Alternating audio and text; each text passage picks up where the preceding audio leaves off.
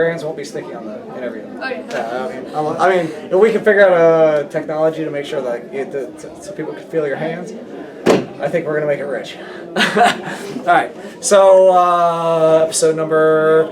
Welcome to the Milo Beasley Show. Episode number 82. We have a big guest here this week. We're still up here in Atlanta for Atlanta Wrestling Entertainment. And this week we have the Priscilla Kelly, right? Yep. And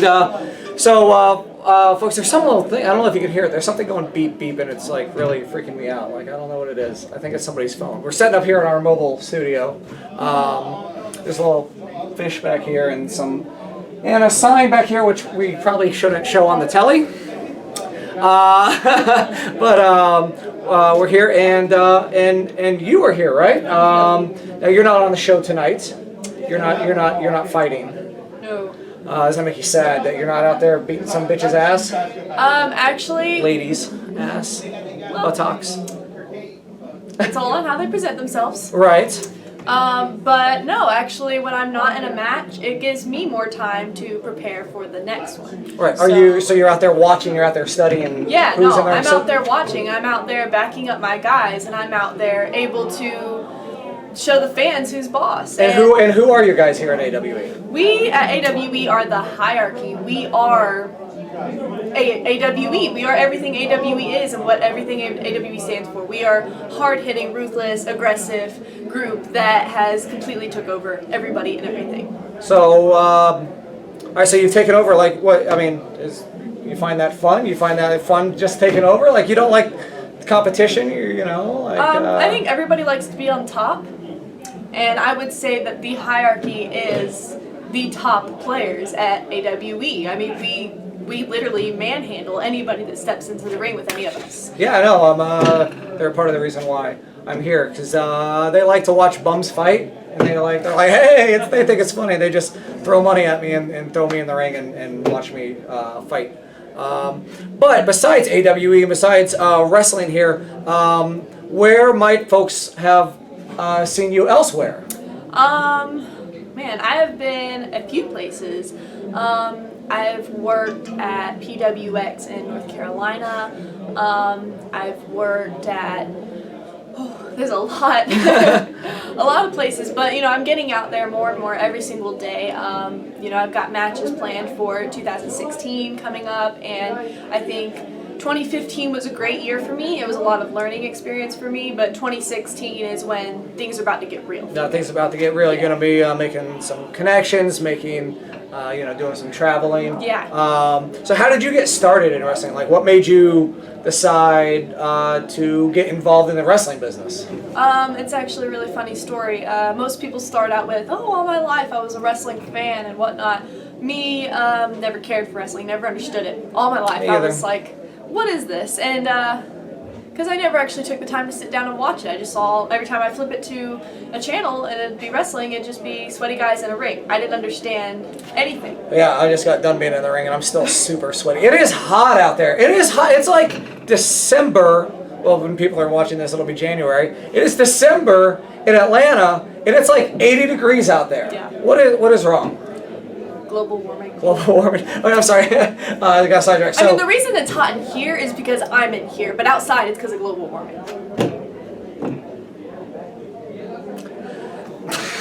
So get back to your origin story. So you didn't really care for wrestling. You just thought it was sweaty guys, machismo, like, who cares, but... I had a baby brother born when I was 11, and I'd say when he was about 3, 4, 5 in that time era, he had picked up a wrestler thinking that it was a pirate. He didn't know anything about wrestling. This particular wrestler, if I may say, was The Undertaker, and... Undertaker's no pirate. No, but he definitely looked like one. Pirate Taker. The Undertaker. He definitely kind of looked like one with the eyeliner and the hair and stuff and whatnot. Oh, yeah, but, I can see that. So, did a little research. Christmas, got him the 20 DVD set, and we watched it for about 2 months straight, the whole set over and over, and me and my brother just fell in love with wrestling and everything that it was. So is Undertaker? So you would say Undertaker would be at this point, your biggest influence then? Yeah, Undertaker is the reason that I wrestle, because if it wasn't for him picking up that Undertaker figure and us watching those DVDs, then I would not be here. And then, we got into more deeper things. We got, watching, Monday Night Raw. We got watching DVD sets, Attitude Era, and, we watched everything, took in as much as we can. All the different superstars, Shawn Michaels, Stone Cold, all these great guys, and we just literally just fell in love overnight, it seemed. And one thing led to another, and we had my brother's birthday party at a wrestling event, and they were like, hey, you want to train? And I was 16 at the time, and I was like, yeah, I mean, this, right. I'd love to do this. And I've never had a passion for anything my entire life. I never did sports. I never was into any kind of clubs. Wrestling came along, and it was literally my calling. And I'm here now. So. And you're here now, and Yep. you're here in AWE. You're not tonight. You're not kicking ass, but you are kicking ass at other times. Technically and you will tonight, be though. Technically tonight, I did kick some. Oh. Cause I had to teach Miss Kira Hogan a thing or two. I kissed her one time. Gross. Yeah, I washed all of myself afterwards. So like she popped up on the apron, and one of the last times I was here at AWE, and she popped up on the apron, and she was like blah blah blah blah blah, and then like her old man was like down on the mat because I just popped him one, and I was like, you get down. And she's like, no, and I was like, whatevs, and then I kissed her, and then I immediately regretted it. Like her breath is not the good. Oh no, she's gross. But I don't like her. And then like her boyfriend came and hit me from behind. So yeah, her and her boyfriend both like to be real sneaky and conniving, but yet I'm always the bad guy. I'm always the one screaming, and I'm always the one getting told to shut up. But yet she can get on the apron, cause problems in matches. Tonight was an example of that. She got on the apron thinking that she should get up there next to the ref, and that's what happened to me. And Owen just thinks he can talk down to everybody that he's around, and it's, you know what? To be honest here, they seem like more of the bad guys to me because no respect for anybody. No respect. And you should have respect. First of all, I am the queen of AWE, in case you haven't heard. That's big words. I am also a member of the hierarchy, which, as I have said, pretty much are the supreme rulers of this company. Let's get on to more pressing issues. More important than the hierarchy, if you can believe this. Product. What do you use? What do you use to keep your hair so bountiful? Bountiful? Yeah. I use rainwater. Really? Yeah. I actually harvest the tears of all the orphans all over the world, and I use that as a wash for my hair. Which the thing is I'm really every night. How do you get the tears from orphans? Every night I pray that the orphans do not get adopted. That way they cry harder, so therefore I have shinier hair. And it works, apparently. It does. It does. I use it as a pre-treatment, and then I wash my hair with the tears that I have aged a few years. Now, once you let those tears age a few years, like a fine wine, they get better and more conditioning. So you use the fresh tears as a rinse beforehand, and then you do your deep treatment of the aged tears, and it becomes this beautiful. Look at this. This is just natural. I haven't even done anything to it. Right. It looks amazing. Yeah. No. So, if I harvest other bums' tears, could I use that, or are they not? Is that not magical bums' enough? Tears, I don't think do much. You have to they have to be between the range of infant to about 5 years old. Orphans that have had no mother or father from birth, and those are the ones that you must harvest from. Now, those tears can't be fake tears. They have to be those big alligator tears. So you tell them they're getting adopted, and then you laugh and slam the door on their face. Oh yeah, no, I mean there's been times where tear production has been sparse. So I've actually had to go up to the adoption agencies, check out a kid, spend time with the kid, buy the kid a toy, and really win over this kid's heart, and then say, you know what, I can't stand children, and then there we go. That's what we do in sparse times. We have to go in and do the job ourselves. Would you think about adopting a bum? If I could train the bum to cook and clean for me, so I didn't have to do it. I'm really good at ramen. I don't eat such food. Well, Only the finest for me. I only eat things or drink things with a green straw and. Oh, I'll make it. I'll go get a green straw. There's 1,000 of them in the little store right next door. So one thing we do here on the Milo Beasley Show, we do a top 5. Yeah. Top 5.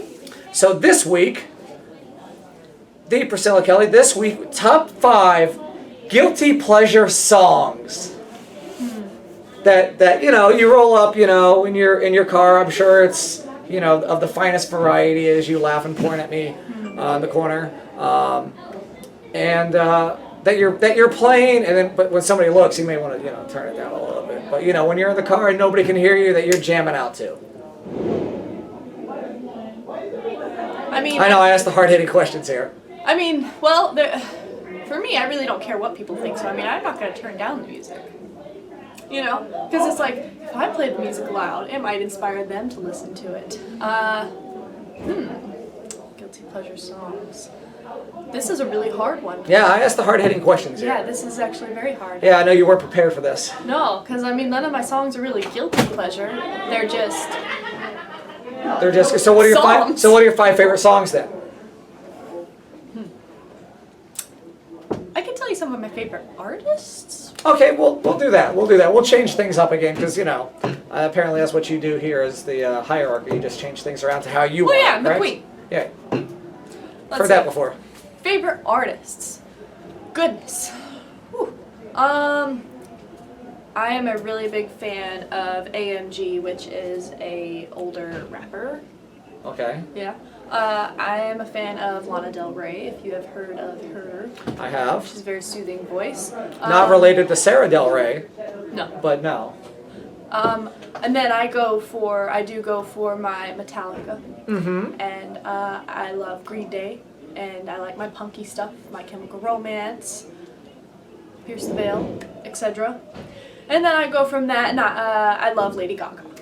She's very artistic. Yeah. I'm a big fan of the Gaga as well. Yes, Gaga is wonderful. Yeah, she's. I'm a fan of all things Gaga, whether it be Lady or in the ring. Mm-hmm. I'm a big fan of Gaga in the ring Yes. because I can't hang anymore. I'm old now. So, but you're not. You're young and you use the tears of. I've got the muscles. And you got your future ahead of you, unlike this old man. Before we wrap it up, where can folks find you on the social media if you want the, I got some weirdos out there that you might not want you might hit the block button. Let's see. Instagram, the Priscilla Kelly, all one word, of course. Twitter is Priscilla Kelly _ because I am original. My Facebook is the Priscilla Kelly. Everything's pretty much the Priscilla Kelly except for my Twitter. And does your birth certificate say the? Yes, actually it does. It does. My name is the Priscilla Kelly, and I will settle for nothing less. And on occasion, people tend to call me the Priscilla Kelly, in which they shall get slapped in the nose. It is the. It is the, not the. You say the, and you're going to get slapped in the nose and potentially punched Even in though the esophagus. grammatically correct, the is grammatically correct. Because the would be used for a vowel But for the following word. But I don't like the. I don't like it. I like the. You're very serious about your articles. Yeah. Sorry. Do you have anything else to say before we wrap this thing up? No, I think I'm all good here, Milo and Otis. Oh, I wish I had. Like, if I had a tag partner, I would name him Otis. Even no matter what his name was, his name would be Otis. I think there is a wrestler named Otis somewhere. We gotta find him. What if me and Otis teamed up? That'd be great, right? Milo and Otis, yeah. You should wear like one person wear cat ears and the other person wear like puppy ears, and Milo and Otis. But then we get lost though. Well, yeah. I mean, like on the way to the venue, that's never happened before. So. Well, I've gotten lost a few times. That's what the GPS is for, right? Yeah. It makes me wonder, what did they do in the old days when they didn't have GPSs and they had to go to these crazy old wrestling venues that were in the middle of nowhere? And that's a great question. I guess I don't know. ones that are down dirt roads and Yeah. just get Let's go find like an old person and ask them, like someone older than me. an old person. Yeah, let's go find an old person. I So have all the answers. that'll do it for episode number 82 of the Milo Beasley Show. Thank you, the Priscilla Kelly, for hanging out with me, and we will see you next week. Well, she won't. I will.